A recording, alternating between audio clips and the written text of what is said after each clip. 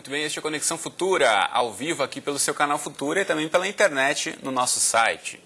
E hoje é dia do nosso primeiro quadro Gestão Escolar desse ano e vamos discutir a relação entre cidade, educação e cultura. Para muitos educadores, o envolvimento da comunidade nas atividades da escola faz muita diferença no envolvimento e no nível de desempenho dos alunos. Mas e o outro lado? Como as escolas podem trazer benefícios para as cidades e os bairros onde estão inseridas? No programa de hoje, a gente discute as políticas que integram educação e cultura e ainda o papel da comunidade no processo de descobertas do conhecimento. Para essa conversa, a gente recebe aqui no estúdio o João Batista Ferreira de Mello.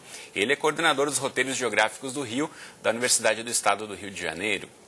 Aqui ao meu lado está a Maria Antônia Goulart, que é coordenadora de projetos de qualidade em educação da Faculdade Latino-Americana de Ciências Sociais. E também conosco está a Simone Bibian, que é técnica em assuntos educacionais do Museu Nacional de Belas Artes. E logo mais a gente fala também com a jornalista Priscila Fernandes, do blog Educação, do Instituto Votorantim. Você em casa, como sempre, também é nosso convidado, então aproveite para tirar suas dúvidas, participe dessa conversa, mandando para a gente mensagens, comentários e opiniões. Você já sabe, pela internet tem duas formas de mandar o seu recado. A primeira delas é na rede social, no facebook.com, que já está aí na sua tela, facebook.com/canal Futura Oficial, onde você encontra aqui esse post que você pode curtir, comentar, compartilhar, deixar registrado aí o seu recado. A outra forma de mandar recados online para a gente é no microblog, no Twitter, mensagens para o perfil @canalfutura. Ou ainda você pode ligar para a gente no telefone, que é o 0 operadora 21 3523 4098, os números que já estão aí na tela para você tomar nota, ligar para a gente e deixar o seu recado. Enquanto você faz isso, eu dou boa tarde aqui aos nossos entrevistados. Tudo bem com vocês? Bem-vindos. Obrigada, boa Tudo tarde. bom? Quero começar ouvindo de vocês. A gente fala muito aqui no programa sobre a relação da comunidade, dos pais, da família com a educação, mas comunidade é muito mais do que esse espaço da família, dos pais que estão interessados no seu aluno, no seu filho que está na escola, né? Então, eu queria começar ouvindo a Simone, que recebe lá no Museu de Belas Artes muitas turmas e percebe os professores integrados. De que forma os espaços públicos podem estar mais integrados à educação, Simone? Boa tarde. O museu, muitas pessoas acham que o museu é um lugar de coisas velhas, né, que ninguém quer ir. Muita gente passa direto, até na esquina lá do museu, e não sabe que aquilo é um museu, que não sabe que aquilo é um espaço público, né? Só que o museu não é um lugar de coisas velhas, é um lugar que está acontecendo a cultura lá dentro. Então, quando as pessoas têm essa possibilidade de entrar, de poder ver as coisas que estão acontecendo, a história que está exposta lá, no caso do Belas Artes, né, as esculturas e as pinturas, a pessoa pode se sentir que faz parte daquilo. É muito difícil uma pessoa entrar sem ter um conhecimento, sem ter uma preparação, até por isso que a escola é importante, né, ou então o serviço educativo e tudo, para dar chaves de entendimento aí para as pessoas poderem usufruir do que tem o museu ali. Mas esse conjunto aí da escola com o museu, da comunidade com o museu, é muito importante para a pessoa se sentir fazendo parte de tudo aquilo.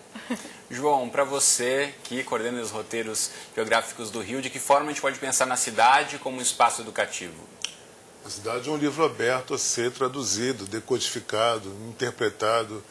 A cidade nos pertence, é o nosso lar, o nosso lugar. Então, é muito rica essa experiência de você poder desbravar a cidade, redescobri-la, não é? Saber a importância de um prédio, de uma rua, de um centro cultural, de um museu, de uma igreja. Então, com a cidade você aprende, né? É uma leitura sem palavras e, ao mesmo tempo, também é um grande aprendizado, né, que você tem no dia a dia, né? Nós estamos sempre aprendendo. E com algo que nos pertence, né? Porque a cidade nos pertence. E mesmo quando você é turista, também a cidade, você aprende com a cidade, né? E desde cedo você está aprendendo. Você não sente falta de um pouco mais de informação da própria cidade, se colocar como esse espaço, de mais identificação, de endereços históricos, de espaços onde aconteceram fatos relevantes para a história? Com certeza. E também, assim como algumas pessoas não entram no museu, também outras não entram nas igrejas. Entrar na igreja da Candelária, que é tão rica para você, né? Ela é tão cheia plena de símbolos, de códigos no seu interior, né? Não é só o entorno, que também é muito rico da Candelária, que é um endereço, né? Famoso no Rio de Janeiro. Então, nós temos essa... E o Rio de Janeiro é uma cidade muito rica, né? Porque foi capital da colônia, do Império, do Reino, da República. Você tem isso cristalizado, sobretudo no centro, mas em outros bairros também. Então, você pode aprender muito no Rio de Janeiro. Maria Antônia, de que forma você pensa que a relação da escola com o espaço público pode ser melhor aproveitada? O que a gente tem percebido cada vez mais é que a educação que faz sentido para os alunos é aquela contextualizada.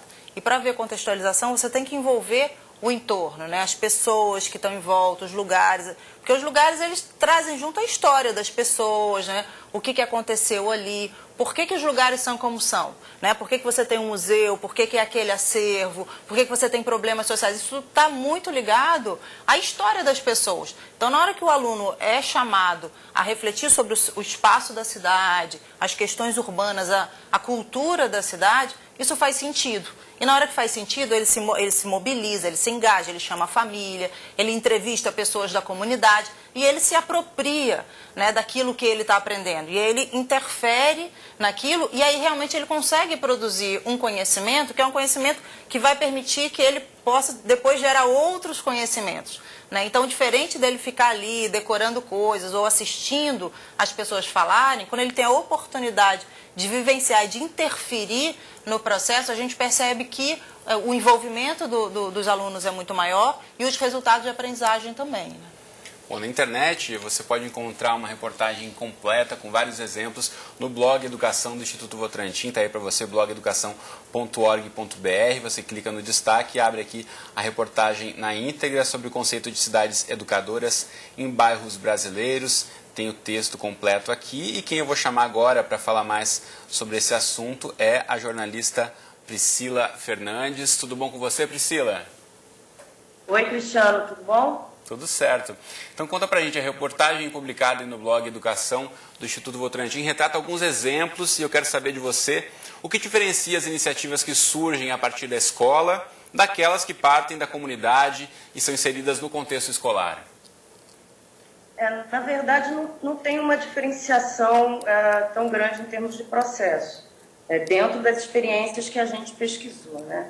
A gente conversou com a Beatriz Goulart, que é do Fundo Nacional de Desenvolvimento da Educação, e ela falou para a gente que uma diferença bem grande do processo de cidade educadora que é feita no Brasil para o europeu é que aqui a gente conseguiu adaptar a realidade local. Lá é muito mais institucionalizado, né? E aqui a gente foi buscar, então, experiências. A gente encontrou experiências onde o processo de cidade educadora partiu da própria escola, né? A gente encontrou experiências onde foi uma ONG que levou o conceito para um bairro, no caso para o bairro Rio Vermelho, em Salvador, e foi articular, foi identificar as lideranças e os articuladores locais para depois levar para as escolas. E a gente tem ainda um modelo que parte da gestão pública, que é o caso, por exemplo, do bairro de Miguel Couto, em Nova Iguaçu, no Rio de Janeiro, que partiu da Secretaria de Cultura, que a princípio queria fazer intervenções culturais e que percebeu que aquilo ali, aquele projeto que eles tinham, podia ser muito maior, de extrapolar os muros da escola, né, e conjugar diversas áreas, não só a área da educação e da cultura, mas também o transporte, a saúde, o meio ambiente, o esporte, que a gente verifica de ponto comum, na verdade, muito mais do que a diferença nesses modelos todos, é a necessidade cabal de articulação dos diversos agentes e áreas envolvidas no processo da cidade, né? Para que a cidade possa, como diz a Carta das Cidades Educadoras, para que ela possa enriquecer a vida do habitante, ter um processo de formação e de desenvolvimento, ela tem que ter essa articulação implementada. Priscila, volto a falar com você daqui a pouquinho. Eu quero aproveitar que estamos aqui no estúdio com a Maria Antônia, que participou da implantação desse projeto em Nova Iguaçu. O que foi levado em conta naquele momento de implantação desse projeto, Maria Antônia? Eu acho que a gente tinha um interesse em desenvolver um programa de educação integral para o conjunto da rede pública, né, municipal de Nova Iguaçu e que envolvesse a cidade. Esse conceito de cidade educadora era muito forte, o prefeito trouxe essa demanda, e aí quando a gente começou a identificar o potencial que os bairros tinham, inclusive era muito interessante porque no começo a gente ia fazer reunião nos bairros e as pessoas falavam, aqui não tem nada, aqui falta tudo. E aí depois desse primeiro momento, quando a gente começa a forçar as pessoas a pensarem o que tem e o que não tem, foi aparecendo que tinha a história dos catadores de laranja, né, que Nova Iguaçu foi um grande laranjal, e aí os seus pais, os seus avós, né, dos alunos, vieram do Nordeste, foram catadores de laranja, aí tinha toda uma história, né, da cidade, junto com a história do Brasil, e que se refletia num espaço, num mercado, que era o mercado do pé de laranja que tinha no bairro, e aí os alunos foram recuperar essa história, e foram então pensar nos murais que trouxessem essa história dos laranjais e dos trabalhadores da laranja. Então você vai começando a identificar que aquilo que inicialmente para você é nada, né, num primeiro olhar, não tem um museu, não tem... É muito, porque é a vida das pessoas, a história das pessoas que está misturada com a cidade. A valorização da cultura local, da história de cada um. E aí, quando os alunos percebem isso, eles se animam, né? E aí eles vão, entrevistaram os pais, trouxeram fotos, se envolveram, se engajaram, e aquilo eles não esquecem, né? Então, ao trazer a escola, ao trazer os alunos, os professores, para pensar sobre a cidade, a história das pessoas. Uma outra coisa que teve em Nova Iguaçu foi a coisa das pastelarias. Eles falaram, por que tem tanta pastelaria em Miguel Couto? Aí foram conversar, fizeram um documentário sobre os japoneses que vinham, os chineses que vinham e abriam pastelaria, e como é que era. E aí entenderam toda uma dinâmica, né, que existia na cidade. Então, eu acho que esse foi o grande diferencial, né? Foi permitir que, de fato, a história das pessoas da cidade passasse a fazer parte do currículo das escolas, né? E aí os alunos realmente se engajaram bastante. Muito bacana. Tem uma questão que chegou pra gente já pelo Facebook. Você de casa pode e deve participar aqui do nosso bate-papo pelo Facebook, pelo Twitter ou pelo telefone. Os contatos estão aí já na tela para você. E o Jorge Eduardo manda a pergunta pra gente. Obrigado, Jorge, pela participação. Ele conta que é estudante de História e pergunta quais são os desafios de se pensar o ensino de História alinhando o espaço escolar e o espaço público exterior, João Batista. O desafio pode começar desde bem cedo, complementando o que ela acabou de dizer. Penso eu. Se não há recursos, se não há dinheiro, você pode fazer um trabalho de campo, um reconhecimento, né? Você pode ensinar as pessoas, as crianças, justo no seu próprio quarteirão, não é? Exato. Então, se o canal está sujo, educar, ensinar que não deve se jogar lixo, que isso vai ser danoso para todo mundo, não é? Mostrar a igrejinha, mostrar a padaria, a importância que aquilo tem, não é? A casa que ele está, se é uma casa antiga que pertenceu a quem, se tem uma memória ali impregnada e que precisa ser revelada. Então, sem recursos, você pode fazer isso também no próprio quarteirão da escola. E quando há recursos, melhor ainda, né? Algumas prefeituras elas disponibilizam o ônibus de tal Pão de Açúcar, disponibiliza lugares para estudantes. Então, você pode também avançar. Há pessoas que nunca viram o mar, moram no Rio de Janeiro e nunca foram a Copacabana, nunca viram o mar. Então, nesse momento, você vai também, não é levar as pessoas, as crianças à praia. Então, seja a história, a geografia, a política, a religiosidade, você pode revelar a partir do seu próprio universo vivido, a partir da própria rua, do bairro, e depois ampliar os domínios para outros pontos. Não é possível que no Rio de Janeiro as pessoas se percam na esquina de Presidente Vargas com o Rio Branco, o que tem acontecido. No claro, a cidade cresceu, né? No centro da cidade. A cidade cresceu muito, tudo bem, mas mesmo assim nós temos que, temos que ter esse conhecimento da cidade que é tão rico, né? Deixa eu mostrar aqui para você de casa. Diga lá.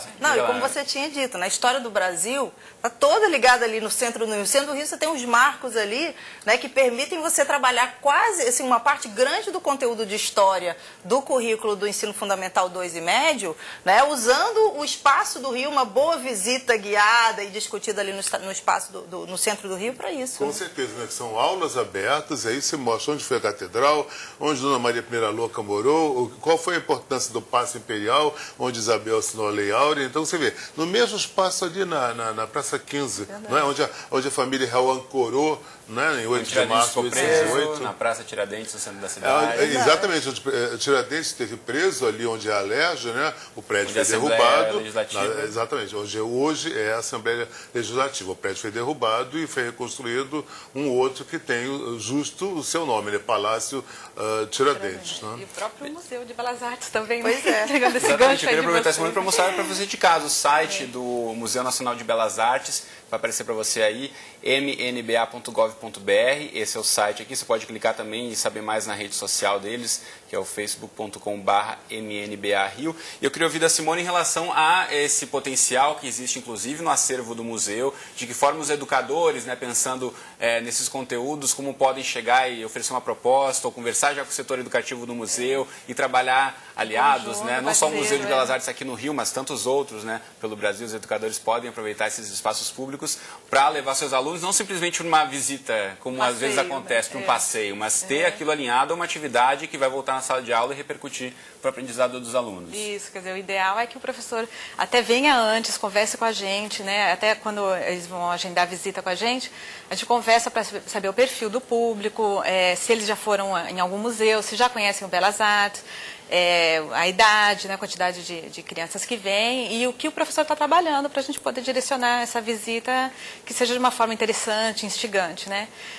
Também lá dentro do museu a criança tem uma oportunidade de olhar a cidade de uma forma diferente, porque é diferente você olhar um monumento, uma praça pública que às vezes você passa e nem percebe, né, que tem aquela escultura ali, e dentro do museu que já está em outro espaço, se relacionando com outras obras, né? Então você já tem um olhar diferenciado.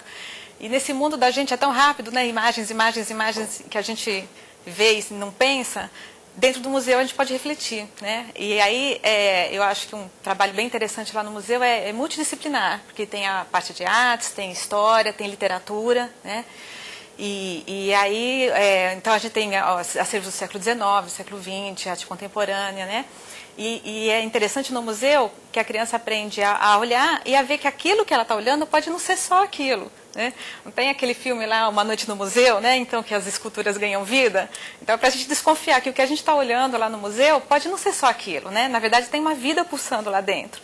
Então cabe a gente, ao setor educativo, ao professor, a instigar a criança para saber que toda a história que veio atrás disso e o que ela pensa hoje, até como ela se veste, o que ela come, tem a ver com tudo o que aconteceu no passado, né? Com certeza. E além disso, né, o museu tem todas aquelas obras, mas a gente também tem que refletir sobre aquilo. Então, por que aquelas obras estão no museu e o que não está no museu? Né? Porque a história é contada pelos vencedores, né? Então, por exemplo, por que não tem quase a escravidão mostrada nas obras do século XIX? Por que as artistas mulheres só aparecem no século XX? Né? Então, é uma discussão, né, do que está e do que não está. Né? A memória sociais colocada. Que fazem a nossa vida ser como é hoje, né? A questão da sociedade, como evoluiu ao longo do tempo. Eu quero voltar a chamar a Priscila agora, que fala com a gente lá de São Paulo. Priscila, de que forma iniciativas que começam pensando no envolvimento de escola e comunidade podem refletir também para a vida, para a questão de melhorias urbanas de um bairro ou de uma cidade? Sim, a gente tem aqui dois casos bastante interessantes. O caso de Heliópolis, né? Começou com uma escola querendo transformar a região em bairro educador. Então, o diretor Braz Nogueira, que é diretor da Escola Presidente Campos Salles, ele, inclusive, como um marco, ele demoliu as paredes da escola para mostrar que aquela escola estava aberta à comunidade, que era para ser apropriada, né? E com isso eles começaram a mudar a feição do bairro, criando inclusive um centro de convivência educativa e cultural de Heliópolis. Em Nova Iguaçu, a gente conversou com o Carlos Silva, que é o arquiteto que participou da implementação do bairro educador no bairro Miguel Couto, e ele contou para a gente que por conta de todas as atividades que as crianças e adolescentes passaram a fazer no bairro, a prefeitura mandou arrumar as calçadas, a pavimentação, organizou um processo de transporte para que tivesse uma mobilidade maior para levar essas crianças e adolescentes para outros espaços da cidade. Então, isso interferiu, sim, no processo urbanístico da cidade. Já no Rio Vermelho, que ainda está em fase de implementação... Lá em Salvador, na Bahia, né? Exatamente, em Salvador. A gente conversou com a Carla Aragão, que é a gestora de projetos educativos do Instituto Inspirário, e ela contou para a gente uma coisa interessante. Existe Quando uma você conta pra gente, divisão desculpa te interromper, eu vou colocar umas imagens dessa iniciativa lá de Rio Vermelho. Eu vou tirar aqui a imagem da Priscila do ar para poder ilustrar para você de casa. Tem umas imagens bem legais de lá. Diga lá, Priscila, sobre o bairro Escola Rio Vermelho, em Salvador. Ela então, a Carla Aragão, para a gente, que existe uma divisão, todo mundo sabe, entre as crianças que estudam na escola particular e as crianças que estudam na escola pública, não necessariamente se encontram na cidade. E com esse processo da cidade educadora, com a arte na rua, né, eles fazem muito projeto cultural, esportivo, essas crianças, parcelas diferentes da sociedade, começaram a se integrar, né, para uma real educação integral, o que também mostra uma mudança bem grande, né, de comportamento e de mobilidade no centro urbano. Muito bem, então, deixa eu voltar aqui com a Priscila no ar, para a gente poder se despedir. Agradecer mais uma vez a Priscila por ter participado aqui do Conexão Futura. Obrigado pela participação, Priscila. Até a próxima. Até a próxima. Muito bom, a gente já está quase encerrando aqui, encaminhando para o finzinho do Conexão. Quero aproveitar e colocar mais um site para você, que é o roteirosdorio.com, representado aqui no estúdio pelo João Batista. E quero ouvir de você, João Batista, a partir dessa iniciativa aqui do Rio, que dica você pode dar para educadores, para pesquisadores de outras partes do nosso país que possam aproveitar um know-how como esse e também, de certa forma, integrar mais as cidades ao contexto histórico e ao que a gente está vendo todo dia pela rua, a educação. Isso, com certeza. Política, geografia, arquitetura, artes, né? Você pode revelar exatamente com essas aulas abertas pelas cidades, né? Nós estamos há 10 anos nas ruas do Rio, de manhã, de tarde, de noite e de madrugada, fazendo roteiros pela cidade. E é um grande desafio, é extraordinário, e isso tem frutos. Em Belém nós já temos agora um outro que seguiu exatamente o nosso exemplo. Então, eu acho que todas as cidades deveriam revelar a sua face extraordinária que toda cidade possui, toda cidade tem, não é? E nós aqui temos essa iniciativa que outras universidades nos pedem para que nós revelemos também a nossa dinâmica, os nossos pulsários e também turistas estrangeiros que se juntam a nós. Por vezes nós temos 100, 150 pessoas e nós usamos megafone, né, com essas verdadeiras procissões para disseminar exatamente os nossos conhecimentos, né, dividir também, que a gente também aprende, né, no dia a dia. É uma experiência muito rica, né? E por isso eu falei que a gente pode começar do quarteirão da escola e até essa iniciativa que nós temos, né? Beleza. Deixa eu aproveitar aqui e mostrar mais 2 sites para você antes da gente encerrar. Um deles é o cidadeescolaaprendiz.org.br, que são referência em relação a esse contexto de como o bairro escola pode ser ampliado, como tecnologia social pode estar mais aí aliada à área de educação. E desse site você pode ir também para o outro, que é o educaçãointegral.org.br. E saber mais também aqui, ó, tem muita coisa nesse site, inclusive aqui pontuando a morte, triste morte de Eduardo Coutinho, então de que forma o legado dele, as obras em documentários e filmes que ele deixou podem ser alinhadas também a questões de discussões de educação. Para a gente encerrar, eu queria ouvir a Maria Antônia. A gente falou aqui um pouquinho em questões de iniciativas da escola, da comunidade, você falou um pouquinho de o que começou em Nova Iguaçu.